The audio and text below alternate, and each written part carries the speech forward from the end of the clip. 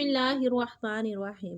रसूल करीम सल्लल्लाहु अलैहि वआलिहि वसल्लम की बादशाहत का इलाका, हज़रात अंबिया कराम अलैहिमुस्सलाम की सरज़मीन, अब्दालों का देश और बरकतों वाला मुल्क शाम दीनी और दुनियावी हर लिहाज से बड़ी अहमियत रखता है।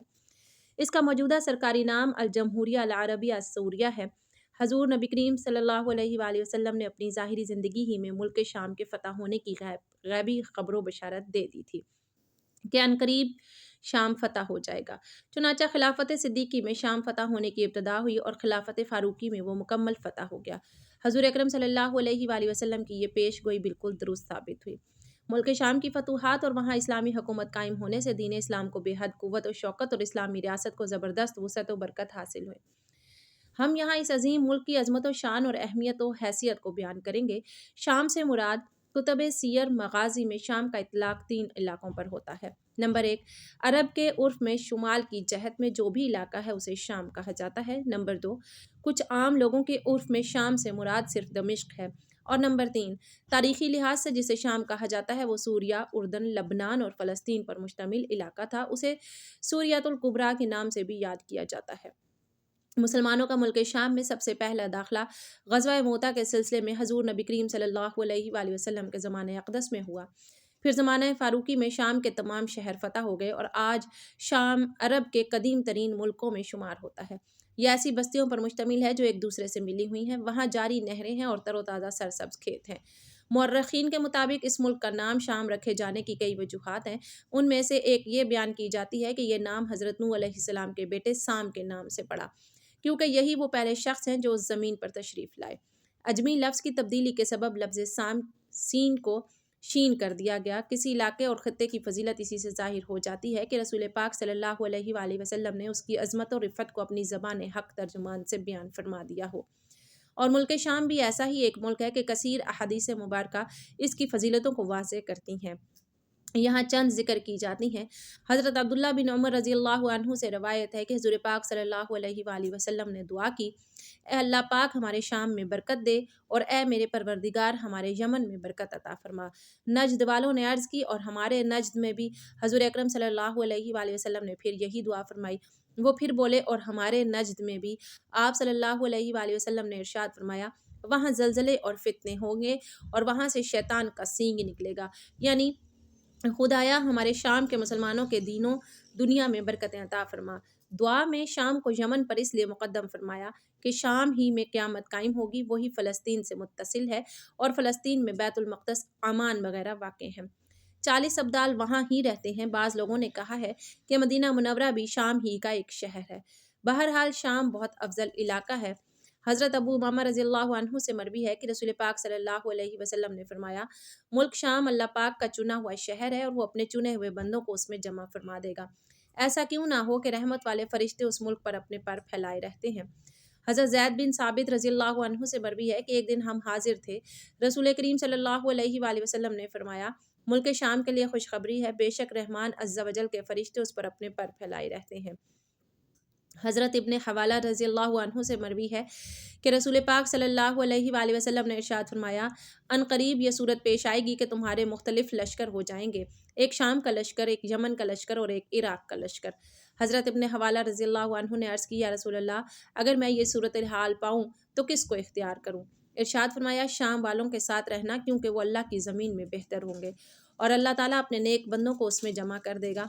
अगर तुम्हें ये कबूल ना हो तो यमन वालों के साथ रहना और अपने हौज़ों से पानी पीना, और अल्लाह पाक ने शाम और उसके रहने वालों का मेरी खातिर ज़िम्मा ले लिया है।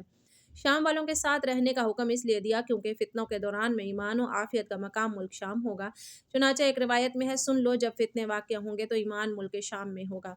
अल्लाह के रसूल सल्लल्लाहु अलैहि वसल्लम ने फरमाया, जब अहले शाम बिगड़ जाएंगे तो फिर उस उम्मत में कोई खैर बाकी नहीं रहेगा और मेरी उम्मत में से एक गिरोह हमेशा ऐसा रहेगा कि जिसे क़यामत तक खुदाई नुसरत शामिल हाल रहेगी। जो उन्हें जलील करना चाहे वो उनका कुछ भी ना बिगाड़ सकेगा।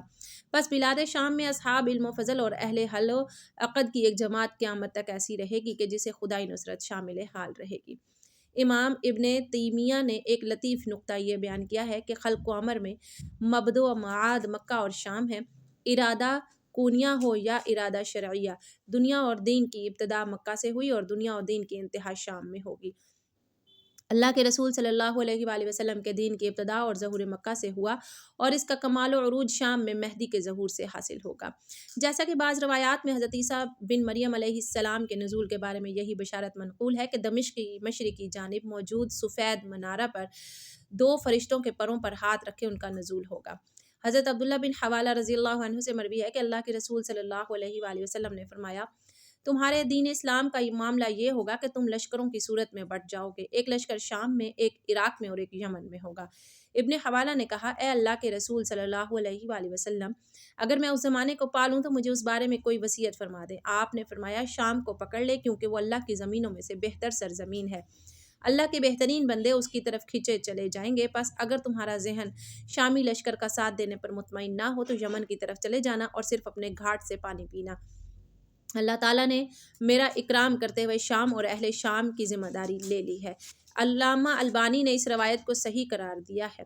اپنے گھاٹ سے پانی پینے سے مراد یہ ہے کہ اپنے آبی وسائل تک محدود ہو جاؤ، کیونکہ دور فتن ہے، لہٰذا دوسروں کے گھاٹ سے استفادہ کی کوشش فتنوں اور لڑائیوں میں مزید اضافے کا باعث بن سکتی ہے۔ ایک اعتبار سے یہ کہا جا سکتا ہے کہ مسلمانوں میں باہمی افتراق و فتن کے ایسے دور میں اللہ کے رسول صلی اللہ علیہ وآلہ وسلم پہلے سے موجود وسائل اور ذرائع پر قناعت کی تلقین فرما رہے ہیں اور مزید کی حرص و تلاش سے منع فرما رہے ہیں، تاکہ یہ عمل امت میں مزید افتراق اور انتشار کا باعث نہ بن جائے۔ حضرت عبداللہ بن عمر رضی اللہ عنہ سے روایت ہے، انہوں نے کہا کہ میں نے اللہ کے رسول صلی اللہ علیہ وآلہ وسلم کو یہ فرماتے ہوئے سنا، ہجرت کے بعد ایک اور ہجرت ہوگی اور زمین پر موجود بہترین لوگ حضرت ابراہیم علیہ السلام کی ہجرت کی جگہ کی طرف ہجرت کریں گے اور بقیہ زمین پر صرف شریر لوگ باقی رہ جائیں گے۔ علامہ البانی نے اس روایت کو صحیح قرار دیا ہے۔ یہ دور فتن کی ہجرت ہے اور اسے ہجرت مدینہ کی ہجرت کے برابر قرار دیا گیا ہے۔ پس اسلام میں پہلی ہجرت ہجرت مدینہ تھی، جو اہل مکہ کے فتن اور آزمائشوں کے سبب ہوئی، اور مدینہ منورہ اس ہجرت کے سبب عظیم سلطنت اسلامیہ کے قیام کی نہ صرف بنیاد بنا بلکہ خلافت اسلامیہ کا مرکز اول بھی قرار پایا۔ اسلام میں آخری ہجرت کفار کی آزمائش کے سبب بلاد شام کی طرف ہوگی، جو حضرت عیسیٰ علیہ السلام کے نزول اور مہدی کے ظہور کی سرزمین ہے، اور اسی سرزمین میں حضرت عیسیٰ علیہ السلام دجال کو قتل کرنے کے بعد دوسری بار خلافت اسلامیہ علی منہاج النبوہ کی بنیاد رکھیں گے۔ پس اسلام کے ابتدائی عروج کا مرکز مدینہ تھا تو انتہائی عروج کا مرکز ارض مقدس ہے۔ بعض روایات میں اس طرف اشارہ ہے کہ اہل روم کی طرف سے اہل شام پر اقتصادی پابندیاں عائد کی جائیں گی۔ حضرت ابو نضرہ رضی اللہ عنہ سے روایت ہے کہ ہم جابر بن عبداللہ رضی اللہ عنہ کے پاس تھے کہ انہوں نے فرمایا، قریب ہے کہ اہل عراق کو ان کا کفیز اور درہم کچھ فائدہ نہ دے۔ ہم نے کہا، ایسا کہاں سے ہوگا؟ انہوں نے کہا، عجم سے ہوگا، وہ اسے روک دیں گے۔ پھر حضرت جابر رضی اللہ عنہ نے کہا، قریب ہے کہ اہل شام کو ان کا دینار اور ماپ تول کا ایک پیمانہ کچھ فائدہ نہ دے۔ تو ہم نے کہا، یہ کیسے ہوگا؟ تو حضرت جابر نے کہا، یہ اہل روم کی طرف سے ہوگا۔ اس روایت کے مفہوم سے اہل فلسطین بھی مراد دیے جا سکتے ہیں کہ جنہیں اسرائیل کی طرف سے متعدد پابندیوں کا سامنا ہے، اور موجودہ شام بھی مراد ہو سکتا ہے کہ جسے حالیہ شورشوں کے سبب کئی اعتبارات سے اقتصادی پابندیوں کا سامنا ہے۔ ایک اور روایت میں دور فتن میں سرزمین شام کو مسلمانوں کا وطن قرار دیا گیا ہے۔ حضرت سلمہ بن نفیل کندی سے روایت ہے، انہوں نے کہا کہ میں اللہ کے رسول صلی اللہ علیہ وآلہ وسلم کے پاس بیٹھا تھا کہ ایک شخص نے کہا، اے اللہ کے رسول صلی اللہ علیہ وآلہ وسلم، لوگوں نے گھوڑوں کو حقیر سمجھ لیا ہے اور ہتھیار رکھ دیے ہیں اور یہ کہہ رہے ہیں کہ اب کوئی جہاد نہیں ہے، جنگ ختم ہو چکی ہے۔ اللہ کے رسول صلی اللہ علیہ وآلہ وسلم اس شخص کی طرف متوجہ ہوئے اور کہا، یہ لوگ جھوٹ بول رہے ہیں، جنگ تو اب شروع ہوئی ہے اور میری امت میں سے ایک جماعت ہمیشہ حق پر لڑتی رہے گی اور اللہ تعالیٰ اقوام کے دلوں کو ان کے تابع کر دے گا، اور اللہ تعالیٰ انہیں ان سے رزق دے گا یہاں تک کہ قیامت قائم ہو جائے اور اللہ کا وعدہ آ جائے۔ گھوڑوں کی پیشانیوں میں قیامت تک کے دن کے لیے خیر باندھ دی گئی ہے، میری طرف یہ وحی کی گئی ہے کہ مجھے اٹھا لیا جائے گا اور تم مختلف فرقوں کی صورت میں میری اتباع کرو گے اور ایک دوسرے کی گردنیں مارو گے۔